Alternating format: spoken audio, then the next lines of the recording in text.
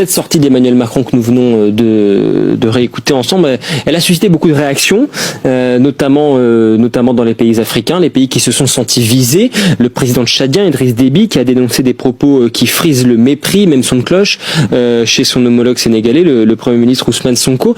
D'abord, comment analysez-vous cette déclaration du chef de l'État? Est-ce que c'est une maladresse ou bien un coup de pression diplomatique?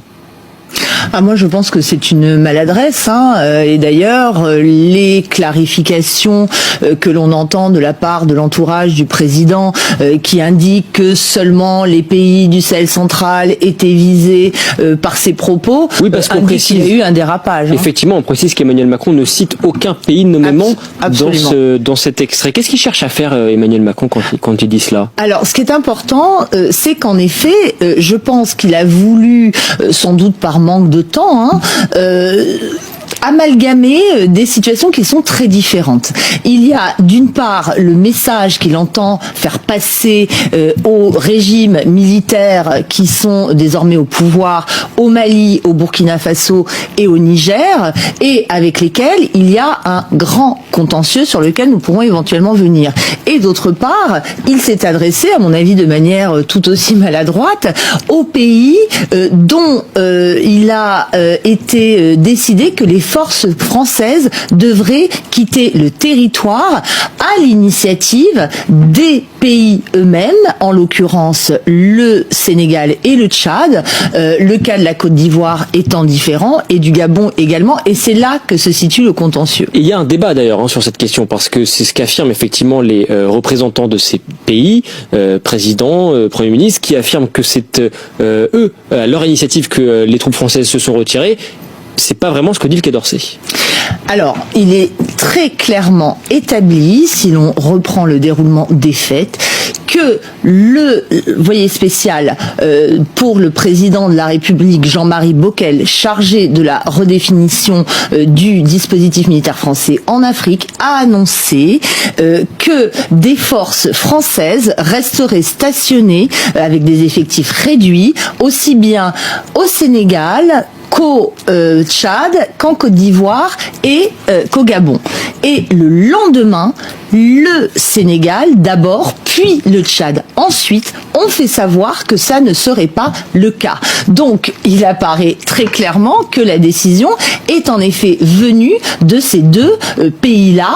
En revanche, des accords ont manifestement été passés avec le Gabon et la Côte d'Ivoire pour que quelques personnels français restent sur place, mais avec des missions différenciées. Ce que dit le Quai d'Orsay, c'est que dans certains cas, en réalité, on a laissé la primeur de l'annonce à certains pays, mais en fait c'était une décision concertée. Bon, en tous les cas, on voit bien que les versions ne coïncident pas complètement. Ce qui est certain, c'est qu'il y a un bras de fer diplomatique qui s'est installé clairement.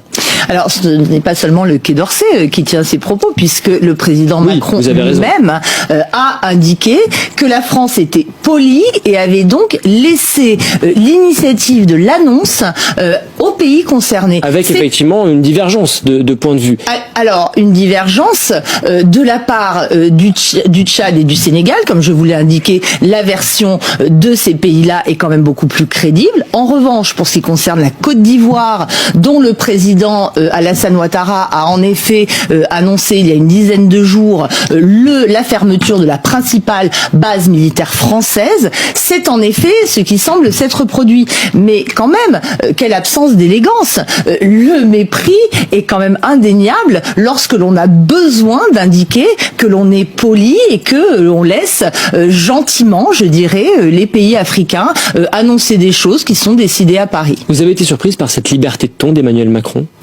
Non, pas surprise, parce que le président français est particulièrement coutumier de ce type de déclaration, particulièrement en Afrique, et malheureusement, c'est quelque chose qui a beaucoup contribué au recul de l'influence et de la présence française sur le continent. Autre question, Niagale Bagayoko, une question que se posent certains Français. Emmanuel Macron a-t-il vraiment tort sur le fond de taper du poing sur la table ? Certains disent...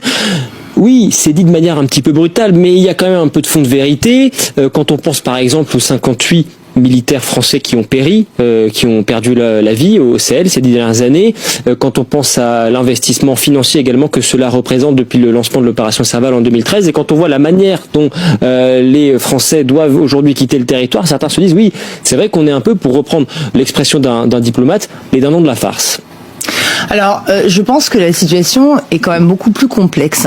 Là aussi, je pense qu'il faut revenir à l'historique exact. Là où le président français a raison, c'est que c'est en effet la France qui a commencé par annoncer qu'elle allait rétracter son dispositif déployé dans le cadre de l'opération militaire Barkhane, et cela après le deuxième coup d'État au Mali, parce qu'il faut quand même rappeler que le président français s'est dans un premier temps réjoui de l'arrivée au pouvoir des militaires après le premier coup d'État, en estimant que les autorités étaient sans doute beaucoup plus enclines à coopérer que leurs prédécesseurs civils. Par contre, là où il est compliqué de trancher, c'est qu'en effet, il y a eu d'importantes pertes françaises, mais qui sont quand même, et on y reviendra sans doute, beaucoup plus limitées que ce qu'essuient, par exemple, les Russes aujourd'hui dans le pays. Donc il faut saluer la mémoire des soldats français, mais souligner que les pertes ont été tout à fait gérées de manière très professionnelle par l'armée française. En revanche, les résultats qui ont été obtenus sont absolument minimes en réalité. C'est-à-dire que il y a un échec collectif, à la fois des partenaires internationaux, quels qu'ils soient bilatéraux, occidentaux ou non, multilatéraux ou même africains, à faire face au type d'insécurité qui d'ailleurs ne peut pas être uniquement réduit à la menace djihadiste. Un échec collectif, un échec d'Emmanuel Macron lui-même ? Non, moi je ne pense pas que l'échec se limite à Emmanuel Macron. Je pense qu'il a aggravé en effet la situation par un certain nombre de déclarations intempestives, par une arrogance qui ne se dément jamais, comme on vient encore de le voir à cette occasion. Mais la situation d'un certain type de pays avec une conflictualité et un type de violence que les acteurs internationaux et nationaux n'arrivent pas à contrôler est beaucoup plus préoccupante. Ce que l'on a constaté au Sahel, c'est exactement la même chose que ce que l'on a vu en Afghanistan, que ce que l'on a vu au Moyen-Orient, c'est-à-dire des moyens déployés non pas seulement par les forces militaires, qu'on accuse à mon avis beaucoup trop souvent, mais également par les acteurs du développement, à apporter des réponses à l'insécurité qu'expérimentent les populations locales. Est-ce que vous diriez que la France est aujourd'hui, en tout cas en l'état, condamnée à l'effacement en Afrique? Quand on voit la force des propos, notamment du Premier ministre sénégalais Ousmane Sonko, qui dit que la France n'a ni la capacité ni la légitimité pour assurer à l'Afrique sa sécurité et sa souveraineté. Ce sont des propos forts. Oui, et qui sont assez justes d'une manière générale, parce que c'est le cas, encore une fois, à mon avis, de la plupart des partenaires internationaux. Il y a quelque chose que l'on doit comprendre à propos de l'Afrique dont on parle très peu. On croit que la vague nationaliste, patriote, souverainiste que l'on constate dans les pays occidentaux leur est propre. Mais l'Afrique, en réalité, connaît elle aussi ce virage, et de manière extrêmement virulente, et il est important de souligner le fait que cela ne se produit pas uniquement dans les pays sous régime militaire, mais comme le cas du Sénégal l'illustre de manière absolument éclatante, également dans les pays où la démocratie est extrêmement bien ancrée. Aujourd'hui, le plus grand mouvement dont a d'ailleurs parlé le président Macron, oui, d'un point de vue idéologique, est celui du néo-panafricanisme, qui se définit en faux contre l'idéologie dite démocratico-libérale et contre ce qu'on appelle l'impérialisme extérieur, mais alors, pas uniquement précisément, français. Je repose ma question. Est-ce que les pays occidentaux, et a fortiori la France, sont aujourd'hui condamnés à l'effacement ? Alors, la France n'est pas dans la même situation que les autres pays occidentaux. D'abord, moi, je récuse ce terme de pays occidentaux. Moi, je préfère parler de bloc transatlantique, c'est-à-dire Amérique du Nord, Europe, parce que il y a d'autres pays européens, notamment d'Europe centrale, anciennement communistes, qui sont de plus en plus présents en Afrique parce qu'ils réactivent un certain nombre de liens de l'époque soviétique précisément. C'est le cas de la Hongrie, par exemple, qui est extrêmement présente aujourd'hui dans un pays comme le Tchad. La France, aujourd'hui, est appelée à effectivement être beaucoup moins audible, beaucoup moins visible, mais ce qui se produit, ce n'est pas un phénomène nouveau. Je pense que la France prend simplement conscience qu'il y a beaucoup d'autres partenaires qu'elle sur le continent africain, mais la plupart d'entre eux sont en réalité présents depuis plus de 25 ans. Que l'on parle de la Turquie, que l'on parle d'Israël, que l'on parle uniquement sur le plan militaire. Exactement, que l'on parle des pays du Golfe Persique, tous sont là depuis des années. Ils déploient en effet des stratégies qui sont culturelles, qui sont religieuses. Si l'on prend par exemple le cas d'Israël, il est en général très proche des pays où les communautés évangéliques sont très importantes. Le cas de l'Iran, dans les pays où les diasporas, notamment libanaises, sont présentes. Les Émirats arabes unis ainsi que l'Arabie saoudite, là où l'islam est beaucoup plus conservateur, mais il y a aussi le rôle de la Turquie et du Qatar. Et ça, ce sont des dynamiques, par exemple, sur lesquelles la France ne joue pas. Et son modèle laïque, qu'il faut bien entendu défendre à l'intérieur du pays, à l'intérieur de la France, n'est absolument pas audible, ni en Afrique, ni d'ailleurs parmi un certain nombre de partenaires européens. Alors pour en revenir à ces autres leviers, et notamment le levier économique, le ministre des Armées, Sébastien Lecornu, affirme sur CNews Europe 1 hier que l'influence française en Afrique ne se résume pas aux bases militaires, que nous sommes en train de rétrocéder. Et lui, il dit que l'agenda, il est en bonne partie économique. Vous êtes d'accord avec cela? Alors, c'est intéressant que ce soit le ministre des Armées qui indique cela, d'abord. C'est vrai que c'est révélateur. C'est tout à fait révélateur.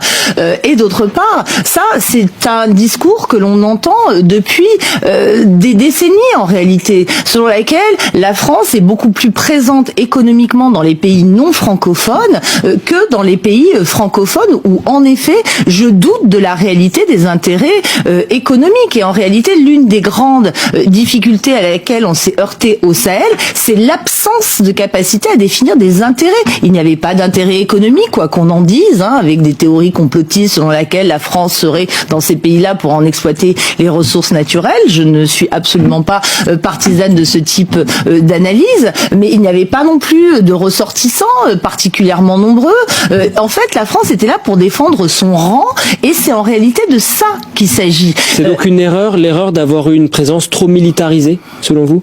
Pas uniquement militarisée de manière, à mon avis, beaucoup trop présomptueuse. C'est-à-dire que la menace, ou les menaces plus exactement, qu'il s'agit de contenir, on parle beaucoup évidemment des groupes djihadistes, mais si on voit la multiplication des groupes d'autodéfense, etc., de la criminalité organisée qui ne doit pas être confondue avec le djihadisme, les moyens déployés n'étaient à l'évidence absolument pas adaptés. Et la façon dont on a affirmé de manière très péremptoire qu'on allait éradiquer le terrorisme a nui à la confiance et a provoqué un scepticisme, puis un rejet parmi les opinions publiques africaines. Ça aboutit effectivement à la situation de rejet que nous connaissons aujourd'hui. Vous avez évoqué les autres pays qui exercent une influence grandissante en Afrique. Quelle alternative devons-nous aujourd'hui, la France, proposer selon vous face à la montée en puissance de la Chine, la Russie ou l'Iran, pour ne citer qu'eux? Alors moi je pense que d'abord il faut considérer que les Africains ne sont pas des marionnettes, que ce ne sont pas des jouets aux mains des puissances extérieures, et c'est ça le phénomène qui est en train de s'affirmer. Il y a une guerre aujourd'hui sur le continent. Mais il y a des guerres d'influence partout dans le monde en réalité, vous le savez aussi bien que moi.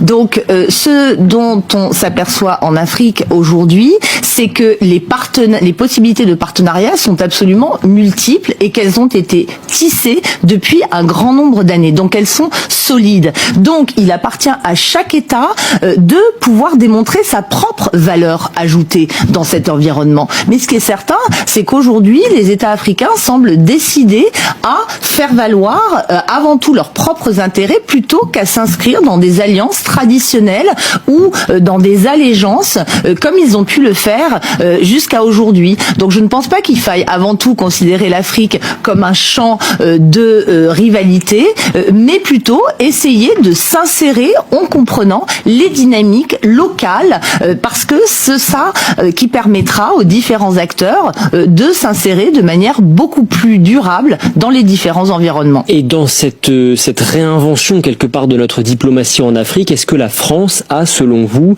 les moyens d'agir seule ? Alors, s'il y a un échec, un autre, dans la politique qui a été menée au cours des dernières années, c'est celui de la multilatéralisation qui, d'une part, n'a pas marché sur le plan africain, puisqu'il y a eu ces tentatives, notamment de créer ce fameux G5 Sahel et de travailler avec des coalitions africaines, mais il y a eu aussi un échec de l'européanisation. Aujourd'hui, la plupart des partenaires européens entendent agir seuls ou hors pilotage de la France sur le continent. C'est très clair du côté des Allemands, c'est encore plus clair du côté des Italiens, par exemple, qui sont, eux, de plus en plus présents sur le continent, notamment par rapport à cette question des migrations.